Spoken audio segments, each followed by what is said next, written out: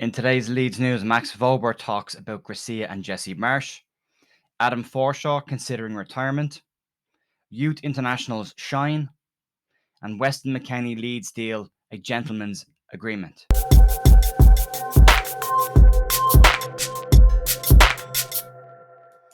Hey folks, Jer here on Thursday, the 23rd of March. I hope you're all having a good day and a good week so far. Some little bits and pieces, not major news, but something interesting about Weston Mckennie to get to shades of John Kevin Augustin popping up. So we'll get to that in a few minutes. We'll start off with the 1 week. If you like the channel and you want to like and subscribe, that would be great. There you go. That's that out the way. Crack on. Let's start and talk a bit about Max Wober. And this week, with the players being off on international duty, a lot of players are doing interviews with local media, or a few have done interviews with the Athletic, and they're speaking about the differences between Javi Gracia coming into Leeds and Jesse Marsch before him.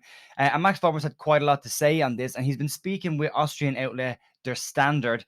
And basically on the differences between Gracia and Jesse Marsch, he has had this to say. He said he's a different personality. Jesse was very emotional and very close to the team. Gracia is calm, matter of fact, a different type, has a different approach to football. He doesn't always want us to push, but also withdraw and defend in your own half. It's a very big difference, and we've seen it a lot with this kind of static press and this mid block that Gracia likes to play, which is very different from the overcommitting kind of role that we had under Jesse.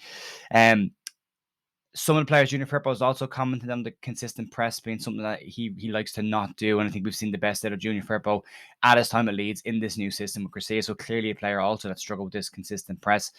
But Wober went on to talk about what the expectations are from the players, and specifically what Gracia's expectations are from him. And he had this to say. I have to win my duels, kick the striker's ass, and make sure the opposition don't get a goal. You have to be focused on every single second. The ball's flying from 30 meters, at which you can't afford to make any mistakes with the quality of the strikers. Otherwise, you'll be rattled. So it's there's a lot expected of them. They're all expected to do a lot of one-on-one stuff, similar to Bielsa, a lot of one-on-one kind of stuff there as well.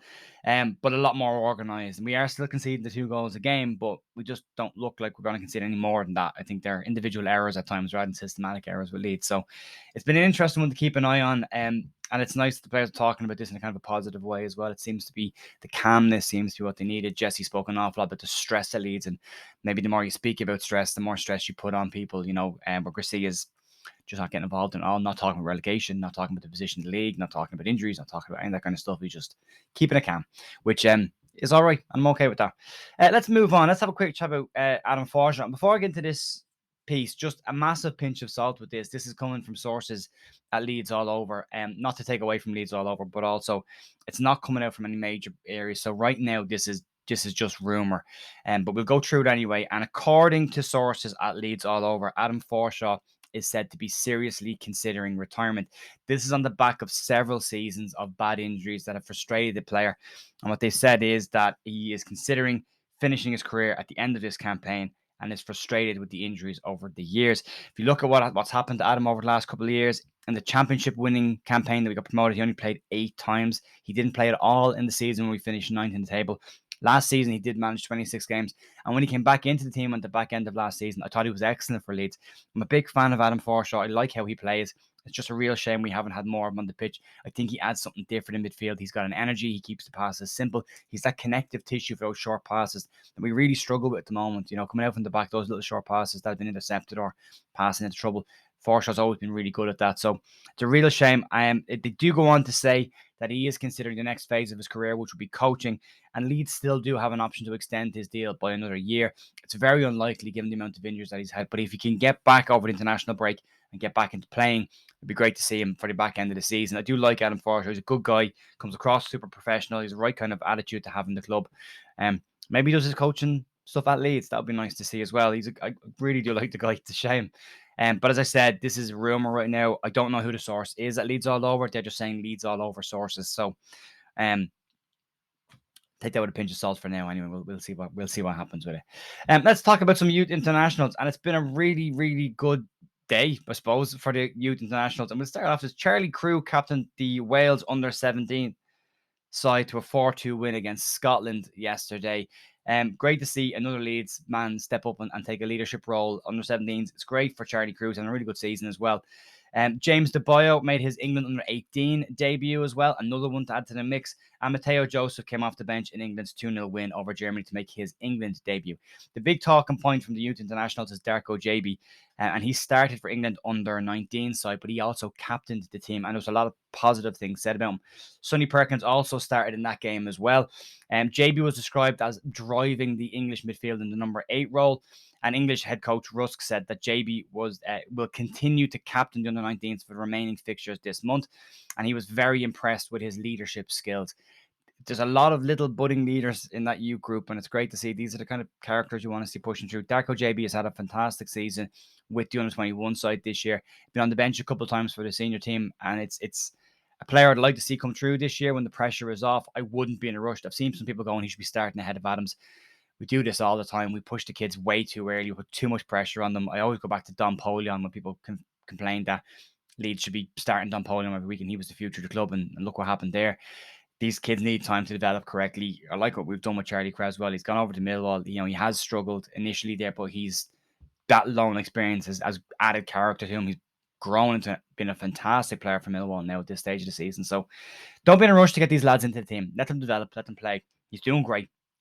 Great to see him towards the end of the season. The side coming off the bench and getting a couple of minutes. If Leeds are safe, maybe starting the odd game. But right now, I wouldn't be throwing the players like that into that pressure pot. Let him develop, let him learn, and he's doing great. So Sonny Perkins also started in that game, as I said, had a really good game. Was unlucky not to score. He started in a front two in that match, and as I said, unlucky not to get a couple of goals himself to add to the goals he's already scored for the England under 19 side. So all really, really positive stuff coming from the under 19s and from the under 17s and from all the kids at Leeds. So and we're going to do some more information with that. Hopefully tomorrow I'll reach out and talk to Jerry. I forgot, but I'll reach out and talk to Jerry today, and I'll give a shout in a minute, and we'll get that sorted for hopefully for tomorrow or Monday if we can. Let's move on and talk about the main story of today, and it's Weston McKennie. This has popped up again. Italian outfit Il Bianconero have claimed that Leeds' option to buy Weston McKennie is in fact a gentleman's agreement, and reports in Italy claim that the option isn't a specific clause. It is literally just an agreement similar to a gentleman's agreement that Daniel Levy at Spurs had with Harry Kane. If a certain fee was reached, he would let him go. Never happened. The interesting piece about this is that it's also claimed in Italy that Leeds are not interested in making Weston McKennie's deal permanent at Leeds, and Leeds will look to get out of this deal. We've seen this before. I don't like this. I don't like how it makes us look. I don't like how it makes Leeds look. We did it with John Kevin Augustin and it came back to bite us on the backside, and it seems Leeds are trying to do something like that again. It doesn't make you look good at a club. It's going to make it difficult for, trust for other clubs to deal with you in the future. And I really hope it's not true. I hope it's a case of, look, if the clause is met and we've done this stuff, I think McKennie's been fine for Leeds. He's come into the Premier League, his first time in the Premier League, and he's done okay. We've got a lot of players that came in this season. This season will hold them all in really good stead going into the next campaign should we stay up. But I just don't like how it looks. The optics of how it looks if Leeds try and back out of this deal when the agreement is 10 league games and Leeds staying in the Premier League and then making it permanent. If Leeds try and back out of that, I didn't like what happened with John Kevin Augustin, and we paid for that big time. So I hope that's not true and we don't go down that route again. So anyway, folks, that's going to be it for me today. Not a huge amount going on, but as always, look, really thank you for watching and I appreciate you just popping in. And I'll be back tomorrow morning with either some news or some Jerry McDermott talk about the youth team, one or the other. But I'll have something tomorrow. I'll talk to you then. Bye.